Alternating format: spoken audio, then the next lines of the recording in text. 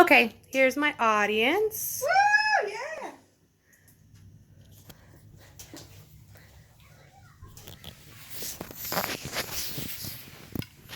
Good evening, my name is Alecia Martz, and today I'm here to discuss with you what it means to be in good health and how that's going to benefit you.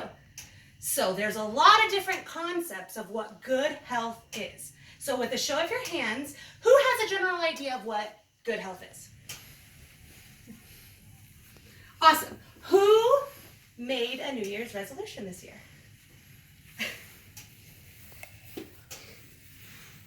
All right, who is sticking to their New Year's resolution still?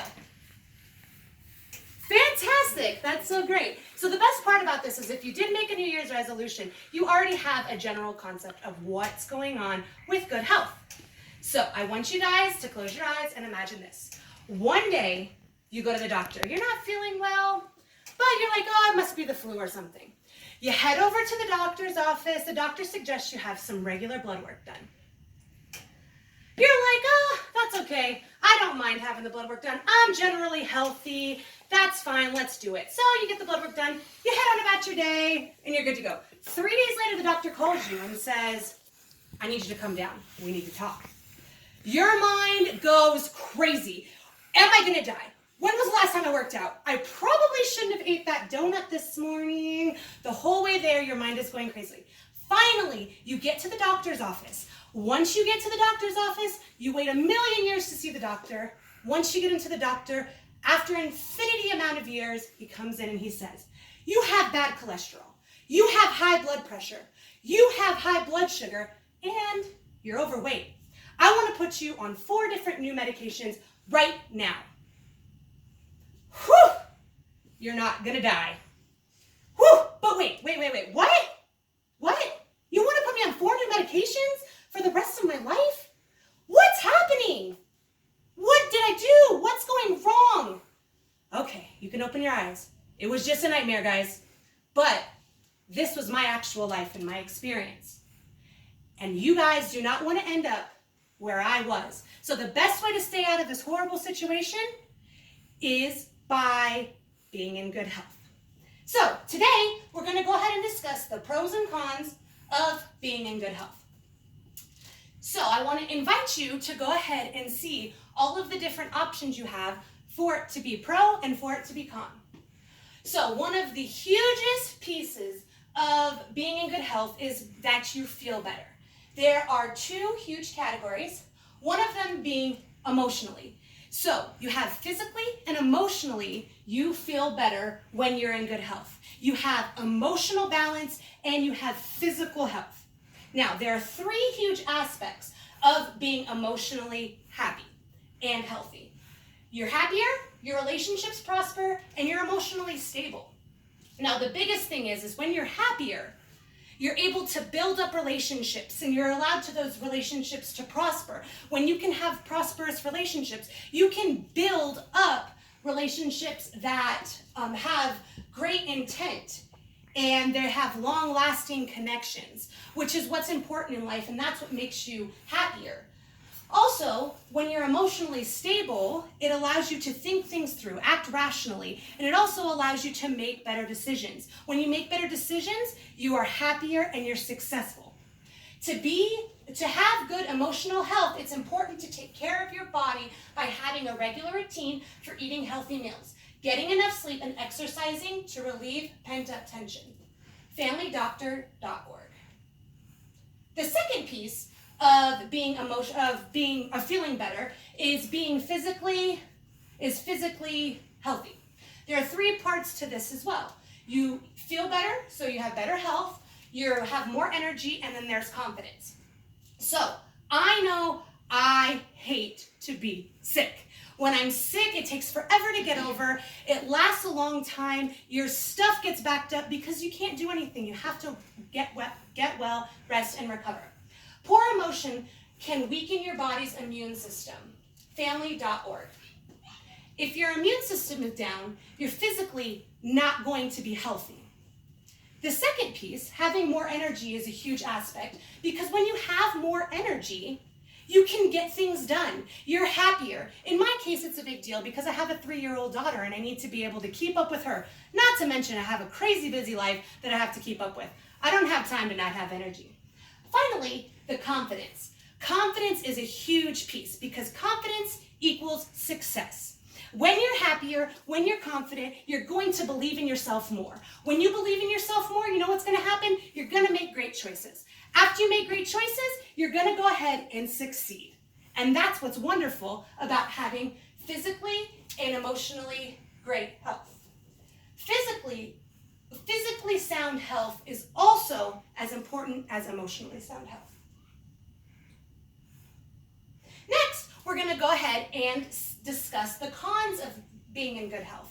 A lot of times we hear it is so difficult to be healthy. It's so hard to be able to say no to the fast food and eat the healthy thing. So we're going to go ahead and discuss why most people find it difficult to be healthy. There are 2 major reasons. The major reasons are it's expensive and it's time consuming. With it being expensive, the 3 categories we have are that you have to pay for money for healthy eating, and then you have to exercise. So the biggest thing we'll start out with here is what it costs to eat healthy. We're going to go ahead and evaluate how expensive it is for a healthy food versus a non-healthy food. So at Walmart right now, you can go to Walmart and you can buy a 12-pack box of ramen noodles. That is 12 meals for under $8.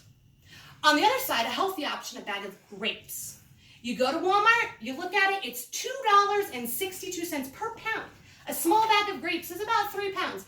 That means that each of these items cost the same thing. You have something to look at. You have the 12 meals or 1 snack. That's very difficult and very expensive. The second piece of being expensive is that when you start to feel good about yourself and you're trying to get healthy, you go and you buy a gym membership.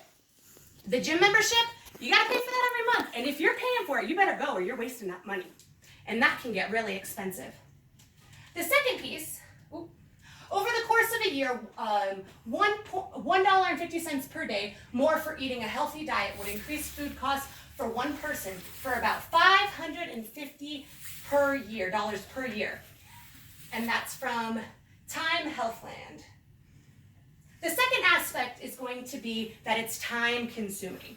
Now, there are 2 separate things that you hear most of the time of why being healthy is time consuming. Meal prep and your commute to the gym and being at the gym.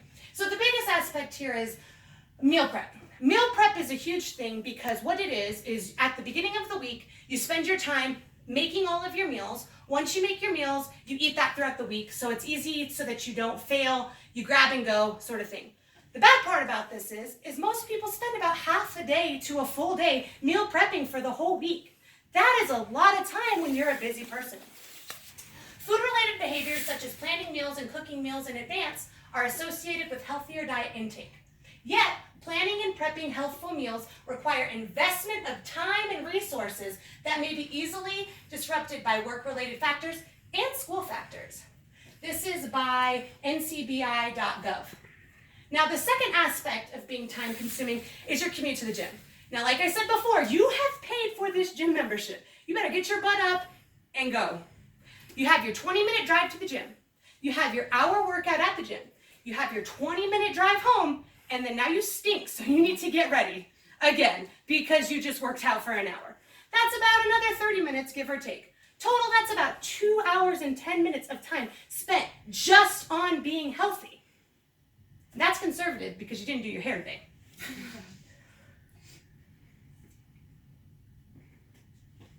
All right, so now that we've discussed the pros and cons of being in good health, I'd like to open up the floor and ask your opinion about how you feel about being in good health. I think it's very important to be in good health. I really have tried hard to start my new year being in good health, and I agree with you that it is very hard to be healthy because it's so time consuming, and that's something that it's a true commitment to be in good health, and I think it's either you have to commit or not commit, and that's something that is a fault for me when I'm trying to commit myself to work and commit myself to being healthy. Definitely, yeah, I agree. Anybody else? Yeah, it's been hard for me to decide to get healthy. It took, I've never been an exerciser, good health eater at all, until I, started going to the gym and all of that. It's been difficult because of the time. That's the biggest thing. I'm busy with school and work. But there's a huge benefit to it because you feel better and you eat better. So Absolutely, those are both absolutely great points. So today I've discussed with you the pros and cons of living a healthy lifestyle. Every choice you make in life requires a pro and a con. Everything has it. The most important part is making sure you're weighing the benefits of the choices that you're making. So the biggest part of all of this is remembering that even though it may be difficult to be in good health, being in good health allows you to have a life that's full of fulfillment, happiness, success, and confidence. Now I'd like to turn this around on you, and I'd like you to think internally, what choices have you made this week that are healthy or not healthy? Then take a moment to think about what you can do to go ahead and switch those non-healthy behaviors up to allow yourself to be in good health. Thank you for taking your time today to make it to this speech, to take the first step in becoming healthier. I hope that this has allowed you to look internally and allowed you to think about a healthier lifestyle. Thank you.